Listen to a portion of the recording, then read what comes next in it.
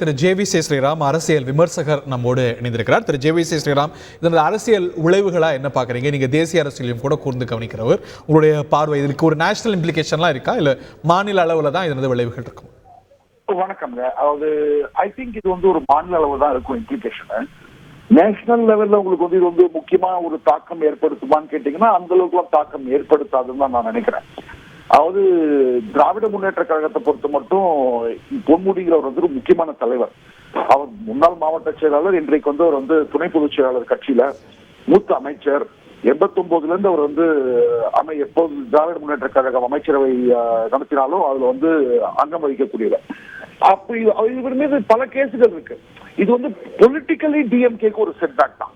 நீங்க பாத்தீங்கன்னா எனக்கு முன்னாடி பேசினவங்க எல்லாரும் சொன்ன மாதிரி உங்களுக்கு விழுப்புரம் மாவட்டமா இருக்கட்டும், இல்ல திருக்கோயிலூர் அசம்பிளி தொகுதியா இருக்கட்டும், இல்லைன்னா கள்ளக்குறிச்சி, 2 பாராளுமன்ற தொகுதிகளை கண்ட்ரோல் பண்ணக்கூடியவர்.